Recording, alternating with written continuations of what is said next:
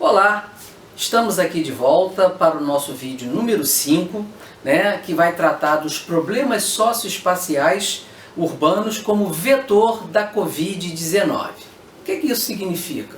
Significa que a gente vai tentar falar ao longo de 2 vídeos, porque esse é a parte 1 do vídeo, sobre como que a configuração material do espaço, o espaço construído, o espaço edificado das cidades, como que essa materialidade favorece a propagação do vírus. Favorece ou não, É isso que a gente vai procurar tratar. Para a gente entender como que se dá essa materialidade, como que o espaço pode favorecer ou prejudicar, a gente pensou da seguinte maneira: vamos dividir essa temática em 2 partes. Na primeira parte, a gente vai falar sobre o processo, a característica da urbanização brasileira. E no vídeo seguinte, que vai ser o vídeo de número 6, nós vamos falar sobre esse espaço. Vamos tratar efetivamente esse espaço para que vocês tenham uma noção sobre essa problemática. Bom, então, como que se caracteriza a urbanização brasileira? A urbanização brasileira ela começa a se intensificar lá nos anos 40 do século XX, atinge o seu auge entre os anos 60 e 70 do século XX, naquilo que a gente convencionou chamar de êxodo rural, quando houve uma grande migração de população do campo para as cidades. Ora, só que, diferente de outros lugares, a característica da urbanização brasileira não foi o surgimento ou o fortalecimento ou o crescimento de cidades pequenas e médias. Cidades com 100 mil habitantes, 50 mil habitantes, 150 mil habitantes. Não. A característica da urbanização brasileira, por todo o território nacional, foi a formação de grandes regiões metropolitanas. O que vem a ser então uma região metropolitana? Uma região metropolitana é a área formada que vai reunir uma grande cidade, uma metrópole, e as suas cidades no seu entorno. Metrópole vem do grego metropolis, metro, mãe, polis, cidade. Essa cidade-mãe, essa grande cidade, ela influencia, ela polariza as cidades ao seu redor.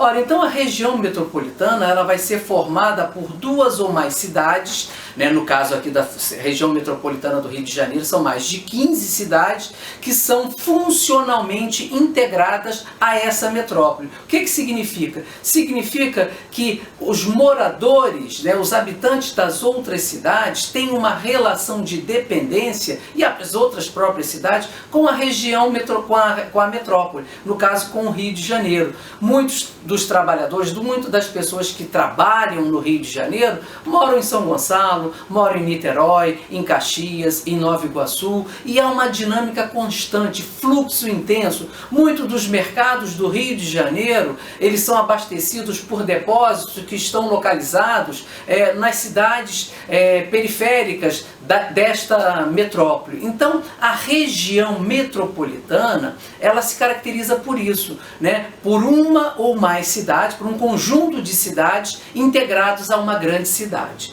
Ora, e na urbanização brasileira, essa foi a característica. Para vocês terem uma ideia, dos 210 milhões de habitantes do Brasil, quase 100 milhões estão vivendo em cerca de 27 regiões metropolitanas. Não somente as capitais formam as regiões metropolitanas. Você tem no interior do Paraná, do Rio Grande do Sul, de São Paulo, de Pernambuco. Você tem regiões, regiões metropolitanas que se formam, que reúnem 5, 6, 7 cidades, e faz com que a característica da nossa urbanização é a metropolização.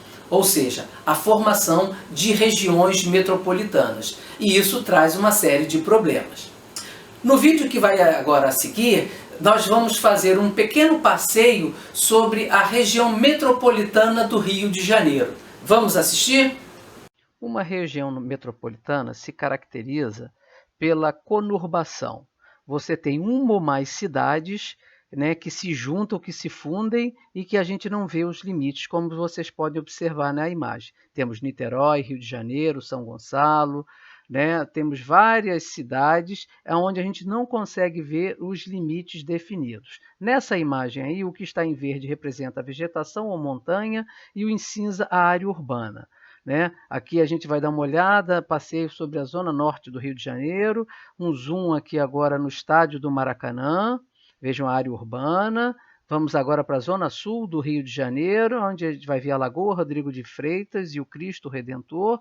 E agora a gente vai para a região urbana de São João de Meriti. Então vejam que há esta confusão, digamos assim, em que você não consegue ver os limites.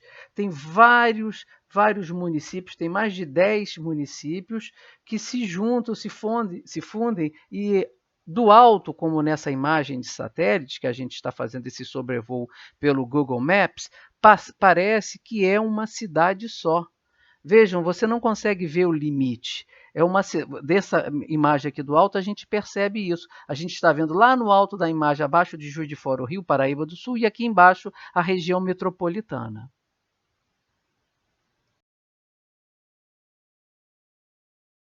Bom, vocês puderam ver então aí nesse vídeo que a gente acabou de mostrar, e queria aqui fazer uma pequena correção, o sobrevoo que a gente fez não foi pelo Google Maps, foi pelo Google Earth, que é uma outra ferramenta dessa corporação multinacional que é a Google Incorporation.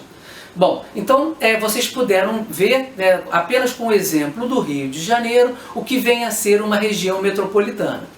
Bom, então eu espero que agora os mediadores aprofundem com vocês, né, e discutam com vocês o que é o conceito de região metropolitana, conurbação, integração funcional, polarização, que foram termos que eu utilizei aqui no vídeo e que são importantes para vocês aprofundarem o conhecimento sobre essa temática bastante importante e relevante à geografia. No vídeo que vem, da próxima semana, nós vamos ver mais as características espaciais das áreas urbanas, né? E principalmente das regiões metropolitanas brasileiras. Muito obrigado e até a semana que vem.